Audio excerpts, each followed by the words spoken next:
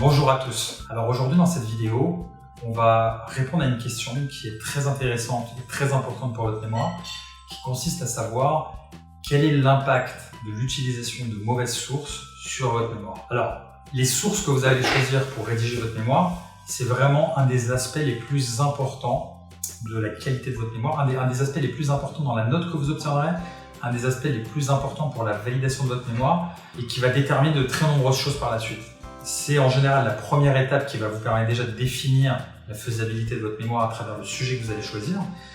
C'est ce qui va vous permettre de savoir effectivement les hypothèses que vous allez poser, donc c'est la consultation de vos sources, et c'est la raison pour laquelle, je dirais, au-delà de l'aspect quantitatif des sources, au-delà de leur nombre, c'est surtout leur qualité qui va être déterminante. En fonction du niveau d'étude dans lequel vous réalisez votre mémoire, vous allez avoir un certain nombre de sources minimum qui va être requis, qui peut aller de 15 sources pour un mémoire de bachelor de licence à 20-30 sources pour un niveau de master 2.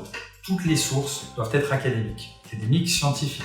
Des sources qui ne sont pas académiques, c'est-à-dire de mauvaises sources, des sources qui sont constituées de blogs, de sites internet inconnus, on va dire de documents qui n'ont pas de valeur scientifique, si je puis dire, qui n'ont pas été prouvés, vérifiés par les pairs, par des scientifiques, par des chercheurs dans le domaine de compétences concernées. Ce sont des sources qui n'ont absolument aucune valeur. C'est-à-dire que si vous n'aviez rien fait, rien rédigé, ça aurait été mieux que de rédiger sur la base de sources mauvaises, puisque vous produisez un contenu qui peut être complètement remis en question et qui constitue une perte de temps. Une perte de temps pour le lecteur, perte qui vous pénalise en quelque sorte. Si vous rédigez le meilleur contenu qui soit, avec la meilleure plume qui soit, sur de mauvaises sources, en fait, ça se retourne contre vous. Ce sont des passages qui vont être pénalisants au niveau de votre mémoire. Donc, le risque de rejet de votre mémoire, c'est-à-dire de ne pas avoir la moyenne, est très élevé. Si vous avez au niveau de votre partie théorique, au niveau de votre revue de littérature, des sources qui ne sont pas académiques, c'est-à-dire des sources, qu'est-ce qu'on entend par source académique? Ce sont des ouvrages, des livres récents de qualité rédigés par des auteurs qui sont reconnus, des articles de recherche qu'on trouve sur Google Scholar, PubMed, différentes bibliothèques universitaires en ligne qui sont accessibles et qui référencent des sources scientifiques.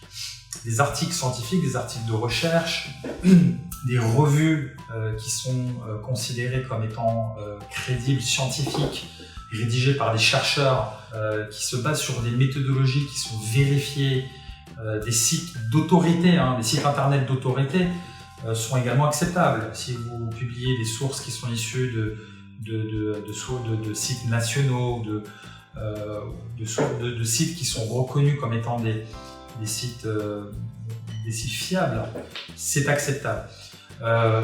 En pensant à cela, des sites fiables, c'est notamment des sites qui ne sont pas constitués de blogs, de Wikipédia et autres qui sont absolument proscrits en matière de rédaction académique. Donc faites très attention sur ce que vous utilisez. Si vous avez le moindre doute, il est préférable que vous fassiez valider vos sources par votre directeur de mémoire plutôt que de prendre le risque de rédiger sur une source qui n'est pas acceptée. Donc très important de partir sur une bonne source. Si vous avez l'essentiel de bonnes sources qui sont académiques, ça va aller. Si vous avez quelques sources qui ne sont pas académiques, vous prenez un risque. Si maintenant l'essentiel de vos sources ne sont pas académiques, ne sont pas scientifiques, vous êtes quasiment certain de voir votre mémoire refusée, de ne pas avoir la moyenne. Autre chose, c'est au niveau de l'aspect qualitatif des sources, c'est également des sources qui ne sont pas liées à votre domaine de compétences. Si par exemple vous rédigez un mémoire en psychologie clinique et que vous utilisez des sources de management, ça va pas passer, ça va pas être accepté, puisqu'on va considérer qu'il n'y a pas de pertinence, qu'il n'y a pas de... les sources que vous utilisez ne sont pas liées au domaine de compétences, et bien qu'étant d'une gravité moindre à l'utilisation de sources non académiques, non scientifiques, ça sera également un élément qui, en fonction de la tolérance, de la flexibilité de votre jury, peut justifier effectivement un rejet du mémoire. Maintenant, c'est pas aussi grave que l'utilisation de sources non académiques, mais en fonction de votre directeur de mémoire, ça peut ne pas être apprécié, ça va vous pénaliser. Autre chose, des sources qui sont mauvaises vont vous faire poser de mauvaises hypothèses qui ne sont pas pertinentes. Les sources, c'est un petit peu comme, de manière analogique, la qualité des ingrédients que vous utilisez pour cuisiner.